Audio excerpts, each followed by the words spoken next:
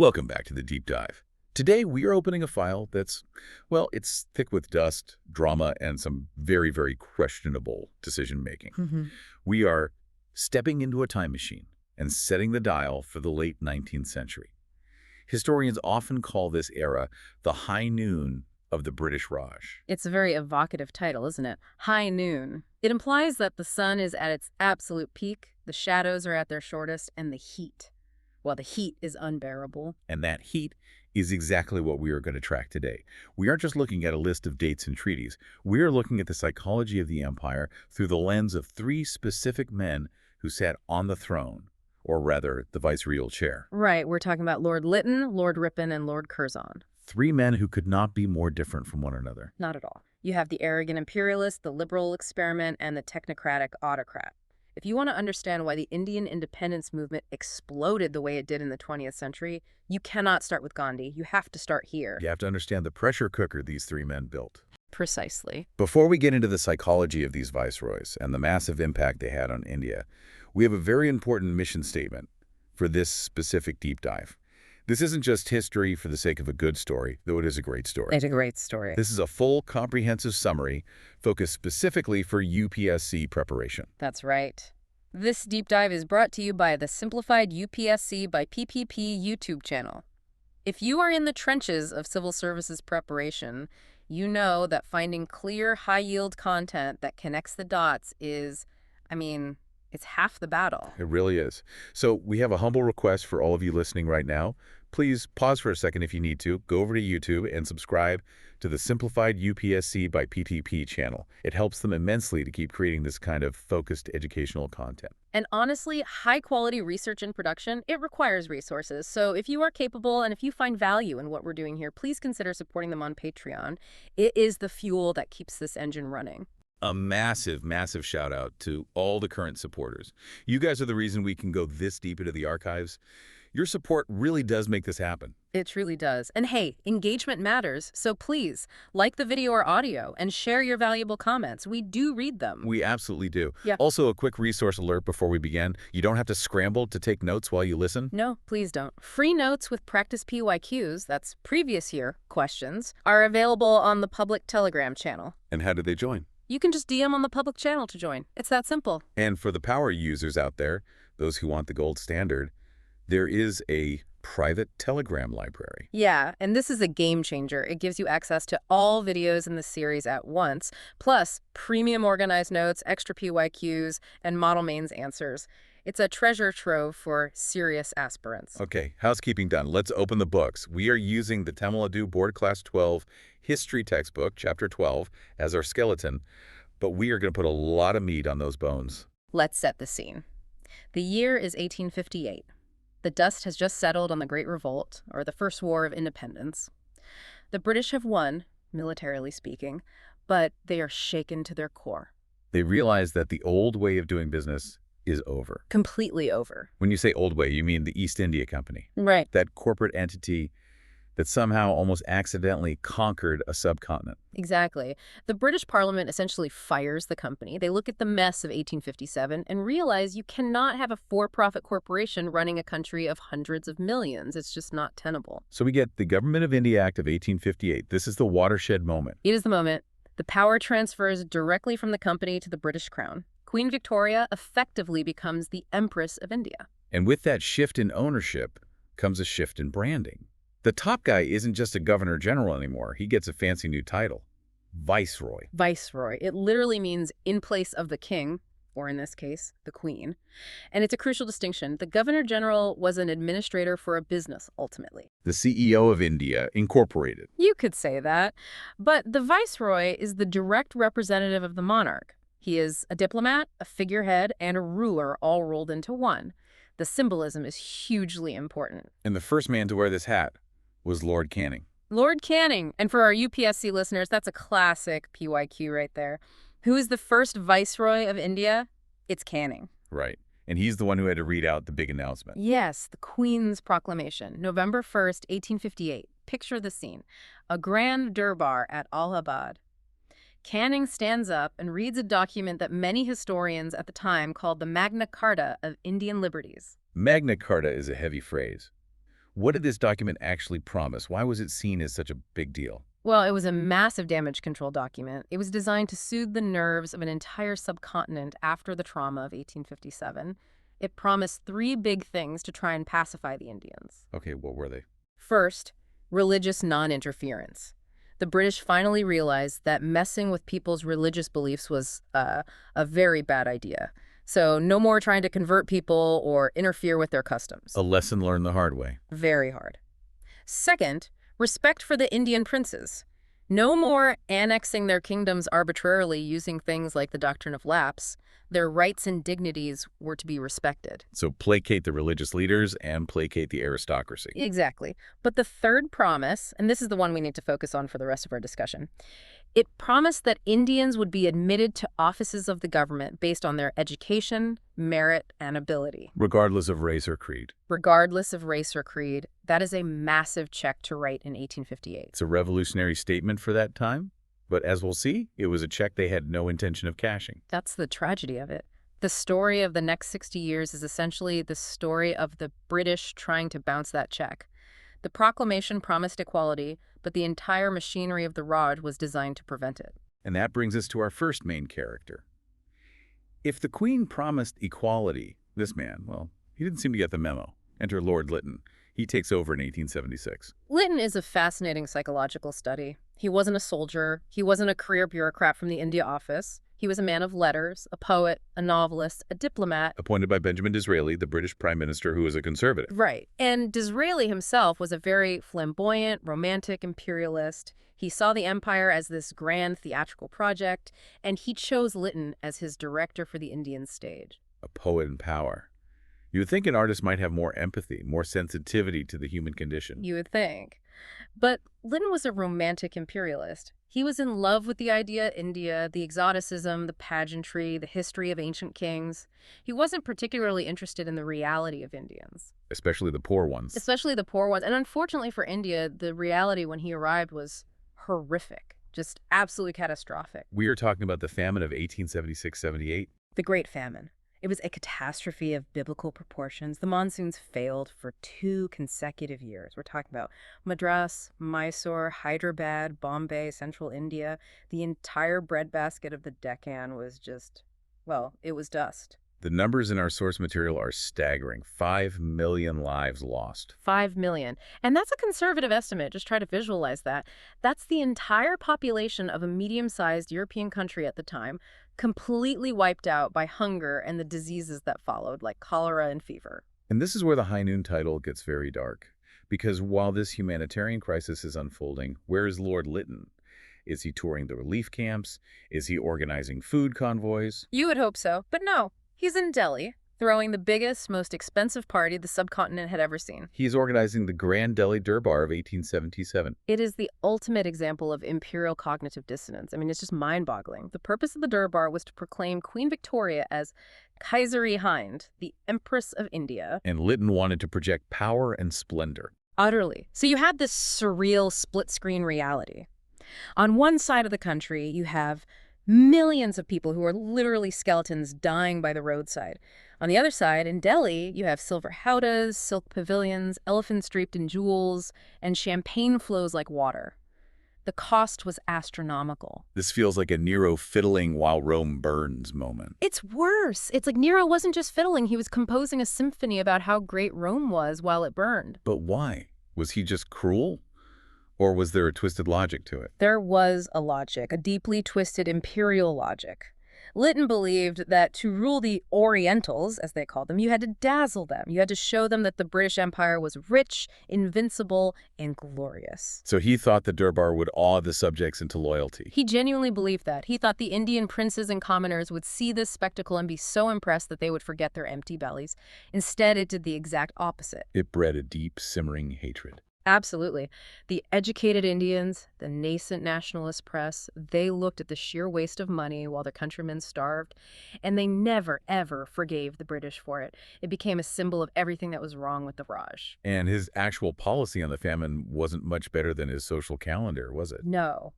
Lytton was a dogmatic believer in free trade and laissez-faire economics. He was a student of Adam Smith, but he applied the principles in the most callous way imaginable. He believed that market forces should dictate prices, even in a famine. Yes, he actually refused to stop the export of wheat and rice from India to England, even while people in India were dying for lack of grain.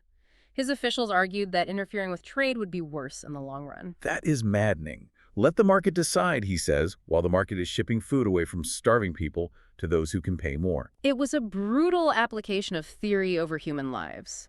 The relief measures he did authorize were totally inadequate. They set up relief camps, but the wages they paid were based on a so-called scientific calculation that was far below subsistence level. People starved to death inside the relief camps. Eventually, the disaster became so undeniable that he had to act. And this leads us to a key point for our UPSC listeners. Yes. He appointed the Famine Commission under Sir Richard Strachey in 1878. Strachey. We need to bookmark that name. Absolutely. The Strachey Commission is vital because out of this colossal failure came the first systematic attempt to deal with famines. It laid the groundwork for the Famine Code. And what did the code propose? It was a complete reversal of Lytton's initial policy. The commission finally established that the state has a duty to provide relief to the starving. It recommended creating public works to provide employment to the poor during droughts. And crucially, it recommended setting aside funds in the budget specifically for famine relief. So out of the disaster came a system. Yes. The Famine Code of 1883 was eventually adopted, and it became the standard operating procedure for handling droughts for the rest of the Raj. But for the 5 million who died under Lytton's watch, it was far too little, far too late. So Lytton has a massive public relations disaster on his hands. The vernacular newspapers, the papers printed in Indian languages like Bengali, Hindi, Marathi, Tamil, are tearing him apart. And rightfully so. They are calling out the hypocrisy of the Durbar, the cruelty of the famine policy, and the racism of the administration. And Lytton, being the sensitive poet-autocrat, can't handle the criticism. No. He doesn't see it as feedback. He sees it as sedition. He sees it as a threat to British authority.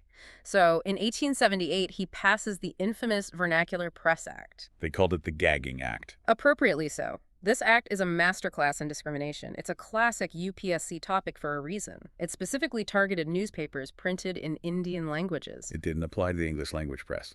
No, and that was the whole point. The act empowered a district magistrate to call upon the printer and publisher of any vernacular newspaper to sign a bond. A bond promising what? Promising not to publish anything likely to excite feelings of disaffection against the government or create hatred between different races. And the magistrate's decision on what constituted disaffection was final. There was no appeal to a court of law. So it's completely arbitrary. And the punishment? If they violated it, the magistrate could confiscate the printing press, literally steal their machinery, and shut them down. It was a death sentence for a newspaper. But here's the kicker. This didn't apply to English language newspapers, did it? Not at all. And that was the insult piled on top of the injury. An English newspaper run by a British editor or an Anglo-Indian could criticize the government far more harshly, and that was considered free speech. A Bengali newspaper says the same thing. That's sedition. It was a direct attack on the Indian voice. It showed that under Lytton, there was one law for the masters and another for the subjects. And this act backfired spectacularly. One paper, the Amrita Bazar Patrika, famously converted itself from a bilingual paper to a purely English language one overnight to escape the act's clutches. It just fueled more nationalist sentiment. He didn't stop there. He went after the right to self-defense, too. The Arms Act of 1878. Another purely discriminatory law passed in the same year. It made it a criminal offense for Indians to keep, bear, or traffic in arms without a license. And I'm guessing getting a license if you were Indian was next to impossible. Very difficult. But if you were a European, an Anglo-Indian, or a so-called Eurasian, you were completely exempt from the act. You didn't need a license. So if I'm a British tea planter in Assam, I can walk around with a rifle to protect myself from tigers or whatever. No problem at all. But if I'm an Indian merchant trying to protect my goods from bandits on a dangerous road, I'm a criminal if I carry a pistol. Exactly. It enforced a racial hierarchy. The official reason was to prevent crime and another 1857-style revolt, but it was done in a way that was deeply humiliating. It broadcast a clear message to every Indian: we do not trust you. Let's talk about the economy again.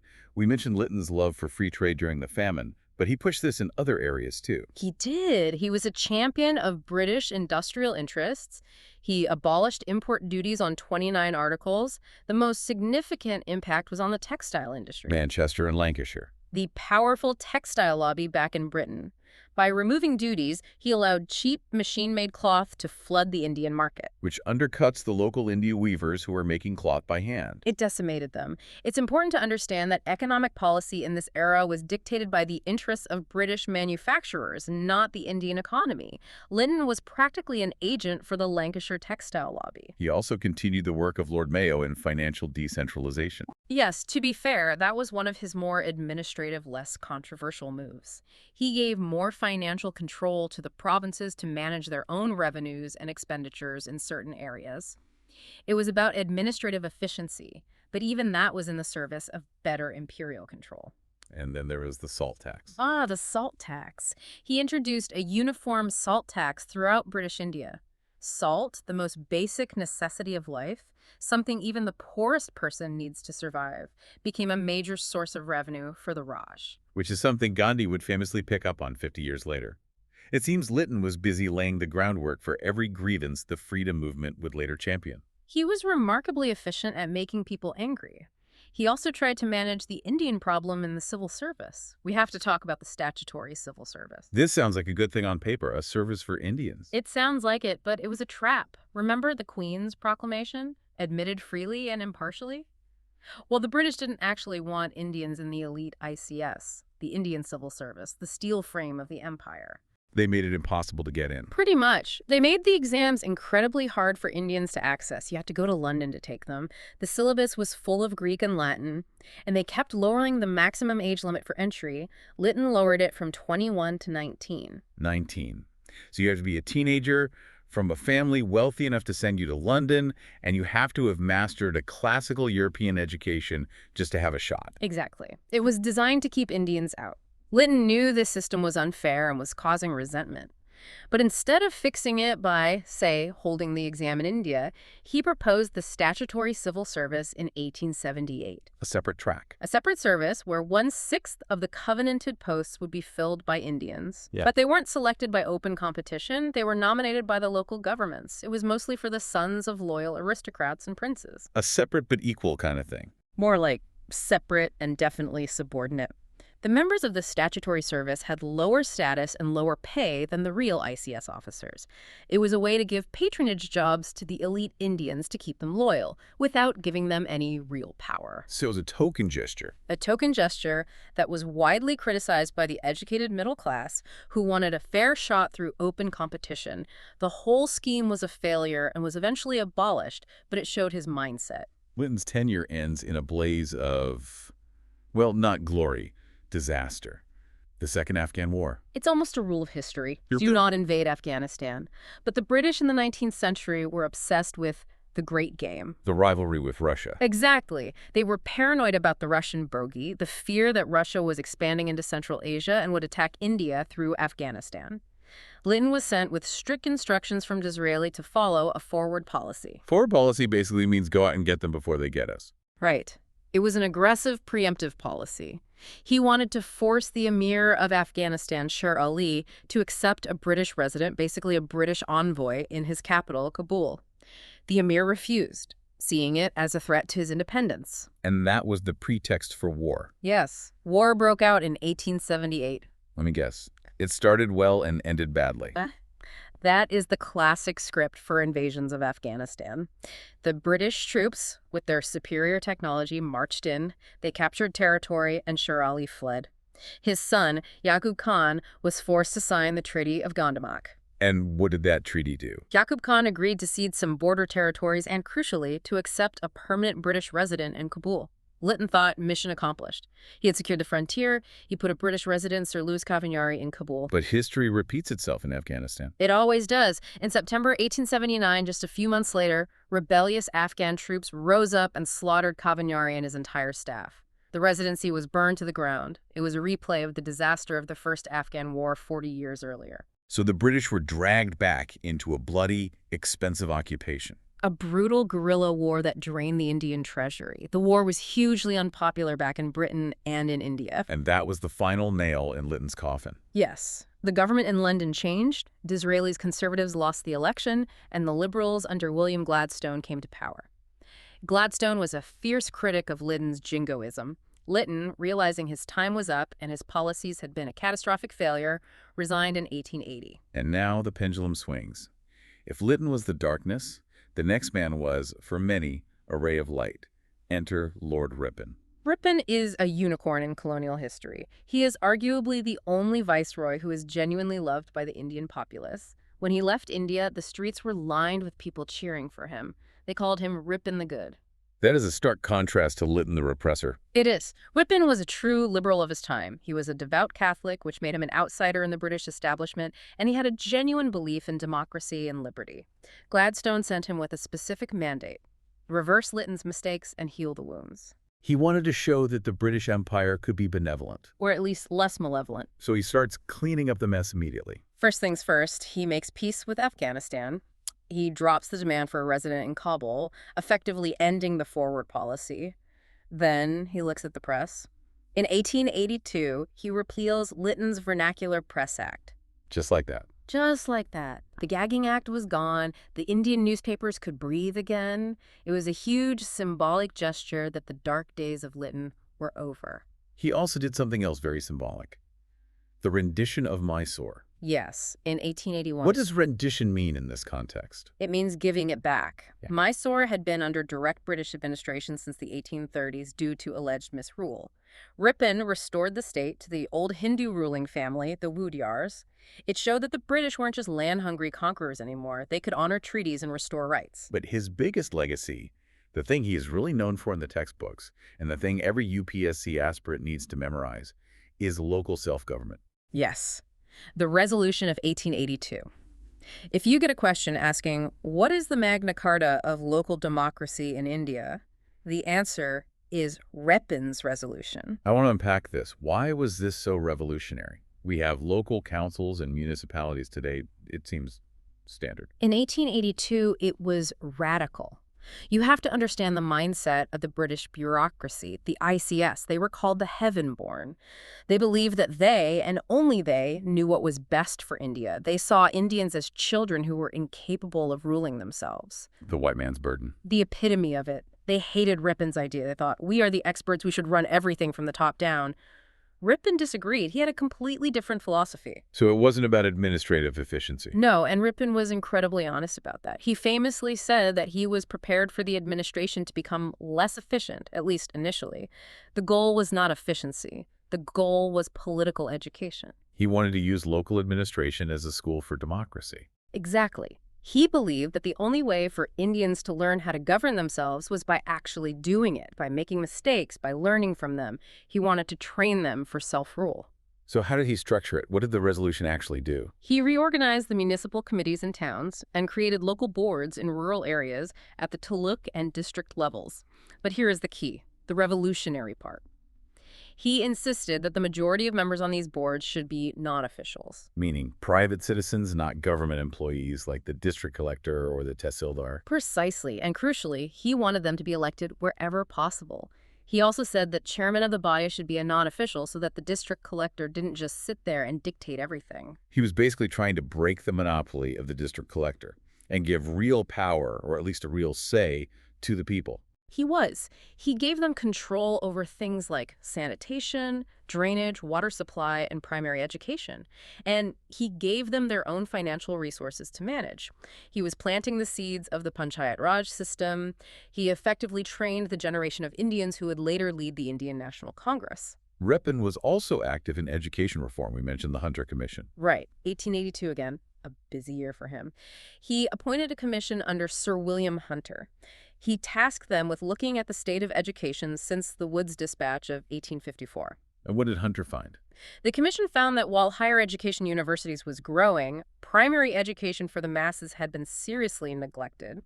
So the Hunter Commission recommended that the state has a special duty to expand and improve elementary education. And connecting the dots here, they recommended that this primary education should be managed by Ripon's new local boards and municipalities. That's the link. It's a coherent vision. Local boards running local schools. It's about decentralization. They also suggested something else for secondary education.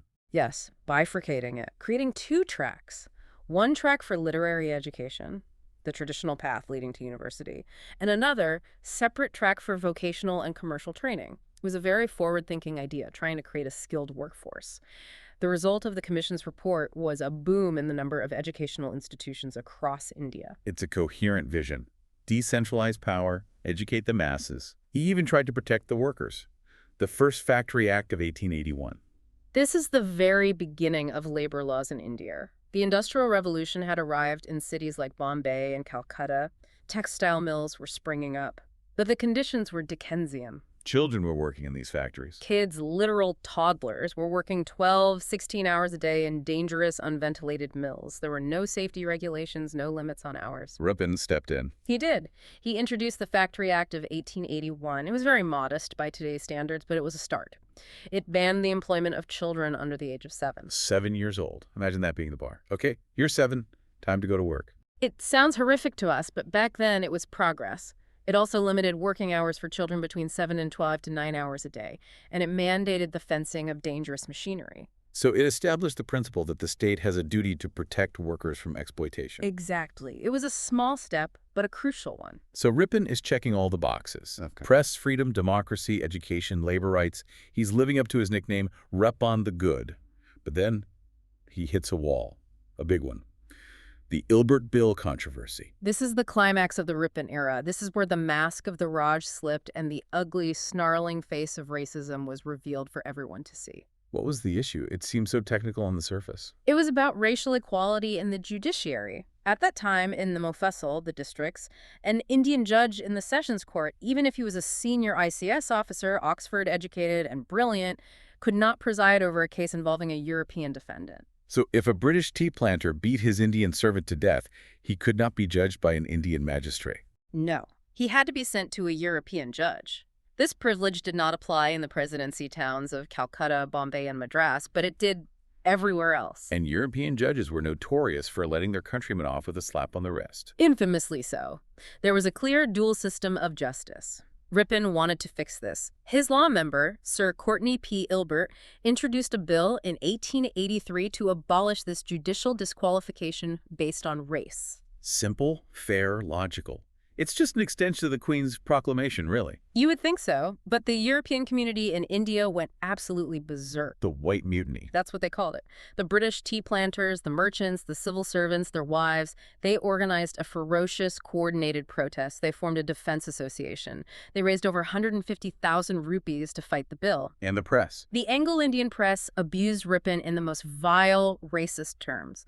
They called him a traitor to his race. They boycotted his official functions. There was even a plot among a group of planters to kidnap him, storm Government House, and force him onto a ship back to England. That is wild. A plot to kidnap the viceroy. It shows how deep the racism ran. Their arguments were disgusting. They argued that Indian judges were not civilized enough to try Europeans. They claimed their English wives and daughters would be in danger if they had to appear in a court presided over by a native. It was naked racism, pure and simple. And did Ripon stand his ground? He tried, but the pressure was too immense. Even the government back in London got cold feet. They saw the fury of the European community and panicked. Eventually, a compromise was reached in 1884. The bill was passed, but it was gutted. How so? What was the compromise? They added a clause saying that any European defendant could claim a trial by a jury where at least half the jurors had to be Europeans. Which defeats the whole purpose. If half the jury is your friends, your countrymen, who share your racial prejudices, you're not getting convicted. Pretty much. The bill was a failure, but, and this is the big aha moment for our listeners, the key takeaway for any exam, the failure of the Ilbert Bill was more important than its success would have been. Why do you say that? Because the educated Indians were watching this entire drama unfold. They saw how the Europeans organized. They saw how they raised money, used the press, and agitated relentlessly.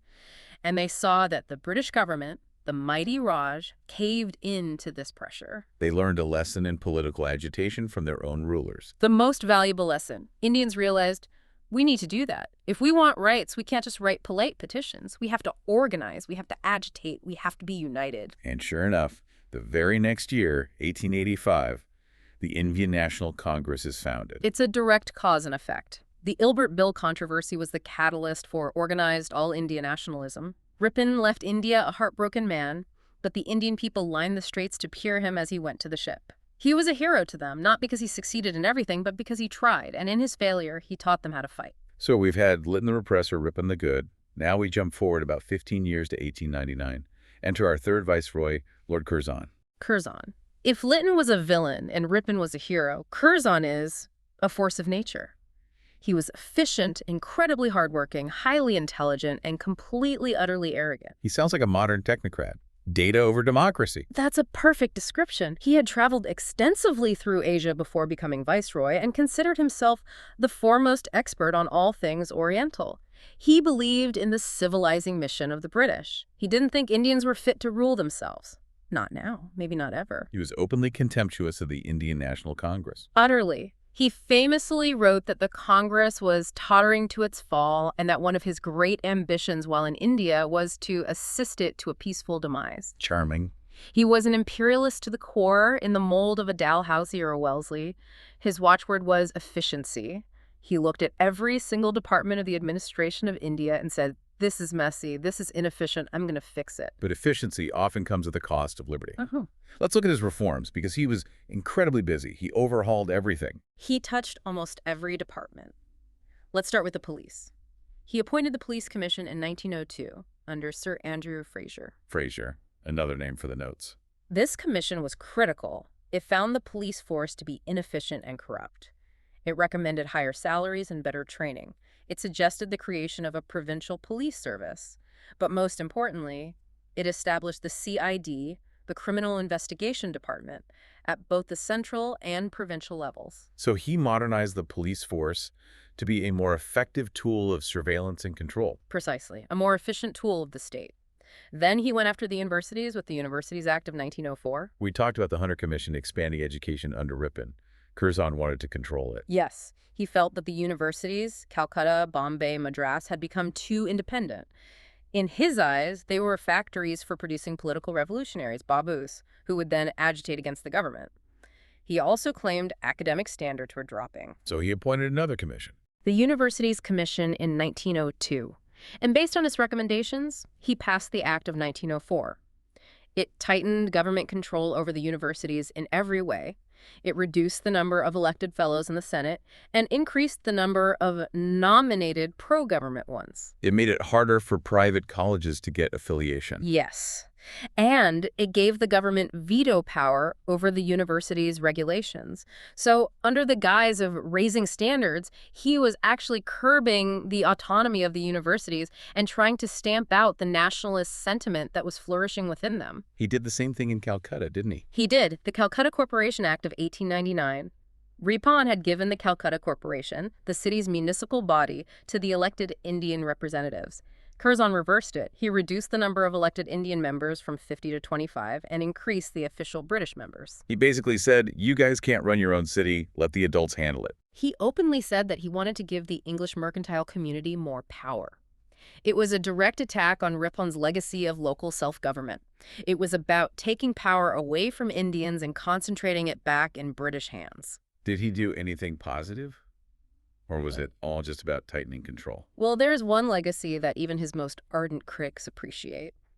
The Ancient Monuments Preservation Act of 1904. Ah, the archaeology buff. Curzon genuinely loved Indian art, architecture, and history. He was appalled at how magnificent monuments like the Taj Mahal were being neglected, vandalized, or looted. He established the Department of Archaeology under John Marshall. He made it a legal obligation for the government to protect heritage sites. He did. He allocated funds for restoration. If you visit a well-maintained monument in India today or see the incredible work of the ASI, Archaeological Survey of India, you owe a little tip of the hat to Lord Curzon. It was his passion project. Okay, fair enough. But all of this pales in comparison to the elephant in the room, the biggest, most controversial act of his time, the Partition of Bengal. 1905. This was the bombshell. This was the event that set the country on fire and defined the next phase of the freedom struggle. Give us the context. Why divide Bengal? Well, the official reason was administrative convenience. And to be fair, Bengal was huge. It was a massive province that included modern West Bengal, Bangladesh, Bihar, and Orissa. The population was close to 80 million. Governing it effectively was a genuine challenge. Which is a reasonable argument on paper. On paper, yes. But the real reason was political. Bengal was the nerve center of the Indian freedom struggle. The intelligentsia in Calcutta were the most vocal critics of the Raj. The Indian National Congress was strongest there. Curzon wanted to break the back of Bengali nationalism. Divide and rule. The classic textbook definition of divide and rule. He planned to split the province in a way that would divide the people along religious and linguistic lines. He created a new province, Eastern Bengal and Assam, with its capital at Dhaka, modern-day Dhaka. And the remaining part was Bengal, with Calcutta as its capital. Right. And this wasn't just a line on a map. It was a demographic split designed for maximum political impact. The new eastern province was created to be a Muslim-majority province. The western part, Bengal, was left with a Hindu majority. But the Bengali Hindus were now a minority in their own province, outnumbered by Hindi and Oriya-speaking populations. So he split the Bengal people. Split them. And he deliberately played the communal card. Curzon actually toured East Bengal and gave speeches to Muslim leaders telling them, this new province will give you a unity and a political voice you haven't had since the days of the Mughal emperors. He was deliberately driving a wedge between Hindus and Muslims to weaken the United Nationalist movement. And the reaction? Explosive. He completely miscalculated. He expected some grumbling from the Calcutta lawyers, but he got a revolution. The partition was announced in July and took effect on October 16, 1905. That day was observed as a day of mourning across Bengal. People fasting, shutting down shops. Yes. People fasted. They walked barefoot to the Ganges to bathe. They sang Vande Mataram, which became the anthem of the movement. And famously, the poet Rabindranath Tagore led people in tying Rakis, the sacred threads, to each other's wrists. Hindus tying Rakis to Muslims and vice versa. As a symbol of unbreakable unity. It was a powerful, emotional response. And this emotional response triggered a political one. The Swadeshi Movement. The first true mass movement in Indian history. It wasn't just petitions and speeches anymore, it was action. It had two main planks. Swadeshi, which means promoting indigenous goods. And boycott. Boycott of British goods, bonfires of foreign cloth in the streets, students picketing shops, people refusing to use British sugar or salt. It was an economic war on the empire. And the call for Swaraj, or self-rule, became the main demand. Yes. The movement radicalized the Indian National Congress. The moderates who believed in polite negotiation were sidelined, and the extremist leaders like Bal Gangadhar Tilak, Bipin Chandra Pal, and Lala Lajpat Rai rose to prominence. It's incredibly ironic. Curzon, the man who wanted to assist the Congress to a peaceful demise, ended up supercharging the movement and uniting the country against him more than ever before. He left India in 1905 amidst a storm of protest over the partition. The partition was eventually annulled in 1911 because the agitation was just too widespread and persistent, but the damage was done. The communal seed, the idea that Hindus and Muslims had separate political interests, had been sown, and it would have tragic consequences in the decades to come. This is a perfect segue to our exam focus segment. Let's pull up the PYQs and see how the UPSC asks about all this. Great idea. If you look at the source images provided and at past papers, there's a clear pattern in how they test this period. I see a lot of match the following. It seems to be a favorite. Always. You absolutely need to be able to map the Viceroy to the event. This is low-hanging fruit for marks. So let's break it down. Lytton goes with the Vernacular Press Act, the Arms Act, the Delhi Durbar, and the Strachey Famine Commission. Okay, got it. What about Ripon? Ripon is always linked to the repeal of the Vernacular Press Act, local self-government, the First Factory Act, the Hunter Commission, and of course the Ilbert Bill controversy. And Curzon, the man of many reforms. Curzon connects to the Partition of Bengal, obviously, but also the Universities Act, the Calcutta Corporation Act, the Police Commission, and the Ancient Monuments Preservation Act. You have to have those pairings down cold. And chronology questions. They love to ask you to put these events or viceroys in order. Yes. So remember the order of the men. Lytton first, 1876-80, then Ripon, 1880-84, and then Curzon much later, 1899-1905. They might throw Lord Dufferin, who came after Ripon and during whose time the Congress was founded, or Lord Minto, who came after Curzon, in there to confuse you. But these three are the pillars of this era. There's a specific question here about the Magna Carta. A classic trick question. If the question asks, what is the Magna Carta of local self-government? The answer is Ripon's Resolution of 1882.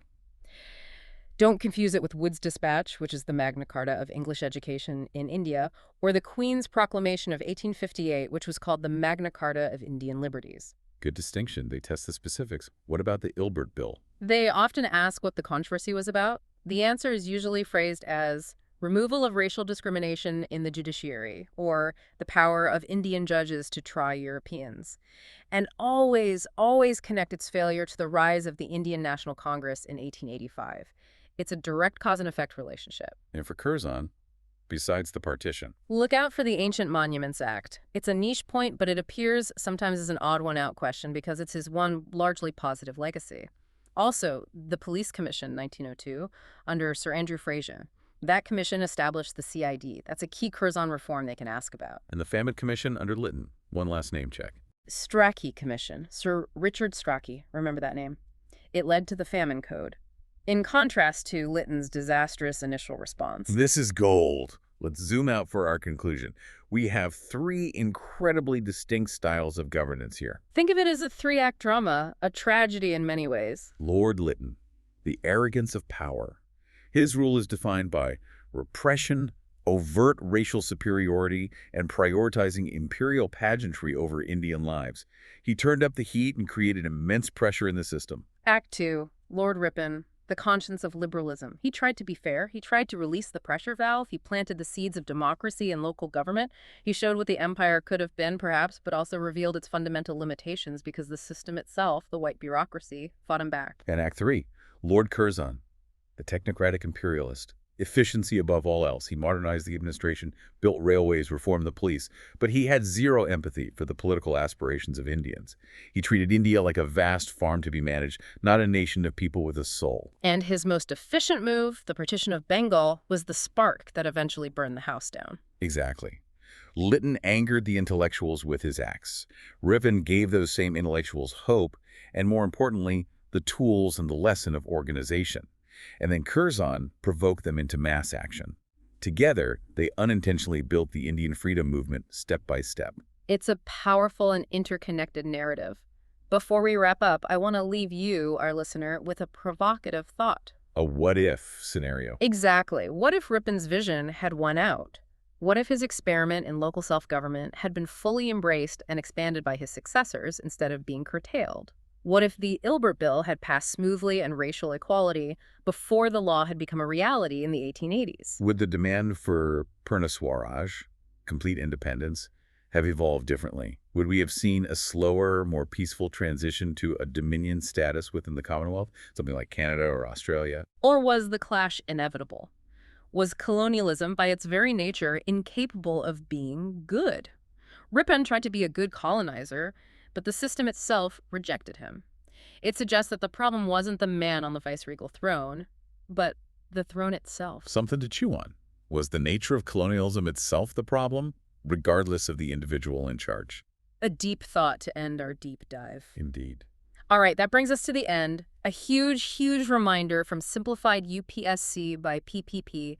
If this helped you connect the dots on this complex era, please do them a favor and subscribe to the YouTube channel right now. And if you can, please consider supporting them on Patreon. It is absolutely essential for continuing this series. We want to keep diving deep into these topics for you, and that support makes it possible. Don't forget the Telegram channel. Join the public one for the free notes and those practice PYQs we mentioned, and DM for the private library if you want the premium organized notes and those valuable model answers. And please, don't forget to like and comment. Tell us, who do you think had the biggest long-term impact on India? The repressor Lytton, the idealist Ripon, or the efficient Curzon? We'll see you in the next deep dive. Keep learning. Goodbye, everyone.